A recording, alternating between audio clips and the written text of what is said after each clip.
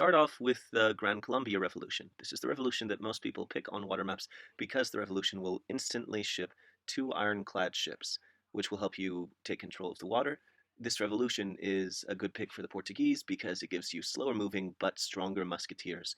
And as soon as you revolt, it turns all of your citizens into musketeers. So if you're willing to invest a little bit, i.e. just do your musketeer upgrades before you go with this revolution, and you send the advanced arsenal cards so you can make your musketeers even stronger, then when you go with this revolution, you'll actually make Portuguese musketeers viable.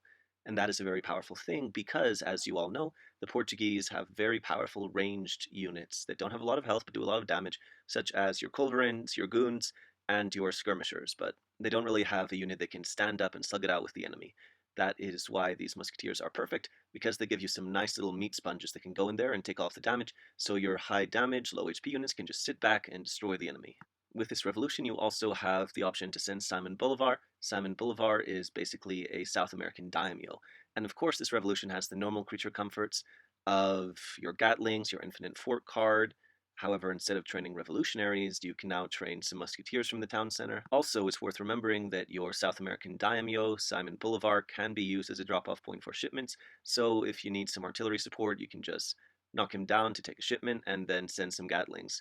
With this revolution, your outlaw Comanchero equivalent unit, which gives you access to the outlaw economy, is going to be your Lanero. It's basically a lancer that does 2/3 of the damage and has 2/3 of the health, but only takes up 1 pop and only costs food.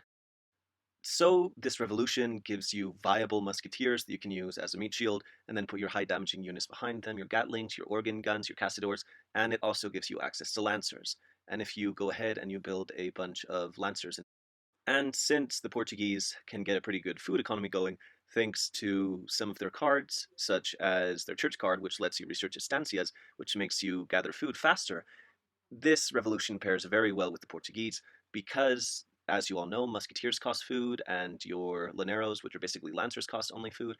So I would have to say that this revolution pairs excellently with the Portuguese civilization, 9 out of 10 stars. Next up, let's take a look at the Peruvian Portuguese Revolution. With this revolution, the name of the game is Long Range Firepower. You will be very familiar with this as the Portuguese because you're already pretty good at playing around with Dragoon and Skirmisher type units. With this revolution, you also fulfill a hole in your roster when it comes to units that act like grenadiers. Portuguese grenadiers aren't that strong. They don't have a whole lot of cards to make them a whole lot tougher, except for your artillery card. So this revolution will do a lot for you, because all of your revolutionaries, after you send that Peruvian Legionnaire card, will now be able to throw grenades once they're within a certain range, which will help them completely devastate the enemy, provided they're within that range. That range used to be a lot more generous, but they've been nerfed a few times. But they pair pretty good with your Cassadors, since your revolutionaries are a midpoint between a skirmisher and a musketeer, so if the enemy decides to charge them down with cavalry, they can hold their own. You also have access to the Waraka via shipments, and the Waraka acts as a midpoint between a grenadier and a culverin. They do more damage than grenadiers, and thus do a bit better against artillery, since they have more range and more damage. However, they're still as vulnerable as grenadiers, so if they get slammed by a giant rocket or a cannonball or a missile, then they're still going to go flying. So just expect that you really don't want them to take a lot of damage. Protect them the same way you would protect an organ gun or something. That really is the name of the game for this revolution. You gain a cool little Simon Bolivar, which you can use to drop in Gatlings if you want, and you gain new units that can do a lot of damage at range, both your Peruvian Legionnaires that can throw grenades, and your Waraka, who act as a midpoint between a culverin and a grenadier, so you'll be able to do a lot more long-range firepower. But as always with the Portuguese, you have to keep on top of your micro, otherwise your glass cannon units will get blasted apart, and you also have to find a way to protect those long-range units. So the Peruvian Revolution isn't so much a revolution that fills in weaknesses, rather a revolution that plays towards strengths. I would say that I personally enjoy this revolution, and that if you love to play the Portuguese, you're going to enjoy this revolution quite a bit once you get the hang of it, but it's not a revolution I would recommend to everyone. I'd say it's, 7 out of 10. If you know what you're doing, you're going to have fun. Next up, we have the Indonesian Revolution. This revolution has a card where after you send it, every shipment thereafter will give you an elephant, which is always nice, especially since the elephants don't cost pop. As soon as you revolt with this revolution, all of your villagers are going to turn into Javanese spearmen. However, this revolution still gives you access to revolutionaries, which is interesting. But the most important thing about this revolution is the set bang cannon. Your set bang cannons are like flaming arrows that only take up 2 pop, but the trade-off is that they do not have any kind of bonus against enemy artillery, so they don't have that neat little culverin-like effect with the Japanese flaming arrow. This is a food-heavy revolution. Your new citizens cost food, your Javanese spearmen cost food. They're actually a bit more viable in the late game than your normal spearmen are because your normal pikemen cost food and wood, whereas by the late game, a lot of the wood on the map has already been chopped. Your only real way to get wood is through the factory or through the market, and that's not a very economically viable way to get wood. So it's best that you save your wood market purchases for your cannons instead, and if you go with this revolution, you just switch over to making Javanese spearmen instead of normal pikemen. Your Javanese spearmen act as a decent barrier against swarms of enemy units. However, from personal experience, I've found that unless your enemy is trying to get you with a cav spam, it's probably better to just build a bunch of Cassadors, build a bunch of organ guns, and back them up with set bang cannons to completely blow the enemy away. And since they only take up 2 pop, you can build a lot of set bang cannons.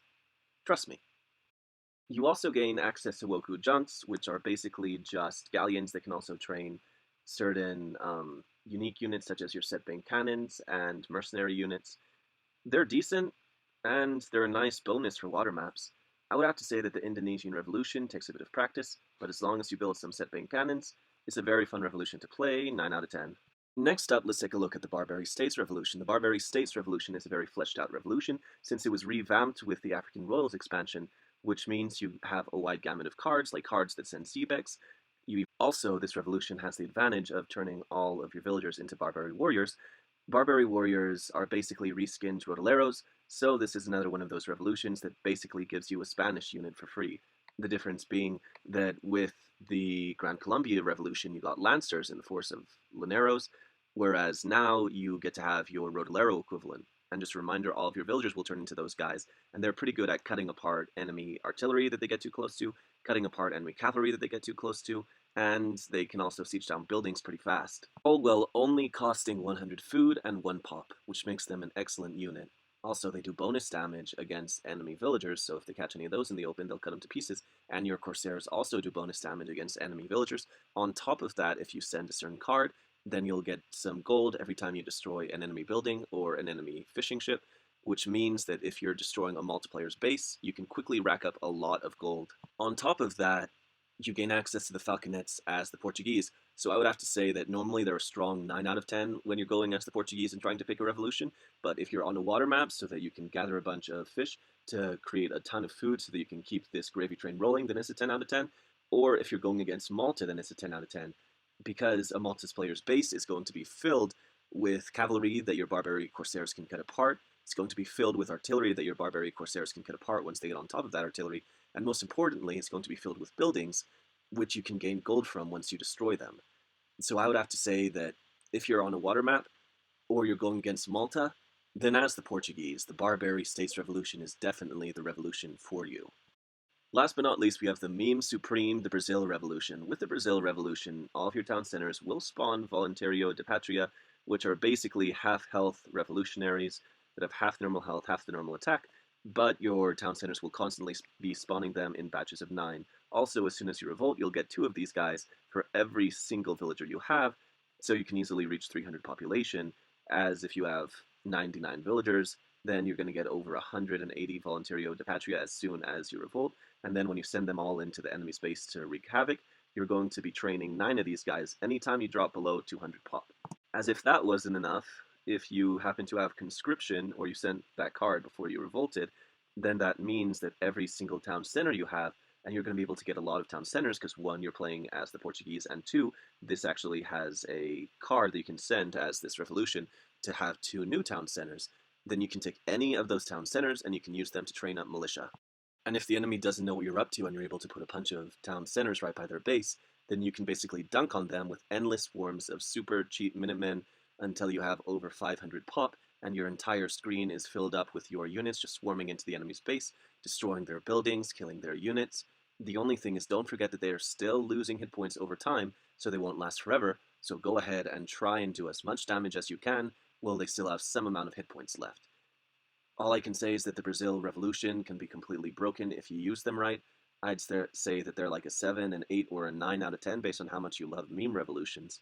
But they're definitely a contender for one of the most obscene revolutions that you can play in the game. In conclusion, as the Portuguese, you have plenty of great revolutions to choose from. If you want to have some actually viable musketeers, or you want to instantly get ironclads as soon as you revolt, or you would like to maybe have some lancers, then you should go with the Grand Colombia Revolution. Because Bogota has your musketeer and Lanero fix just waiting for you anytime you want it. If you want long range firepower and you also want access to the South American daimyo, aka Simon Bolivar, then this is the revolution for you. You're going to gain access to the Waraka, which is like a midpoint between a Coven and a Grenadier. You're going to have your revolutionaries gain the ability to throw grenades, so basically your entire revolutionary force is turning into a bunch of grenadiers. This is the revolution if you want to continue to play that hyper micro focused, long ranged style that a lot of Portuguese players have become addicted to. If you're that kind of guy who loves micro, who loves long range firepower, then this is the revolution for you.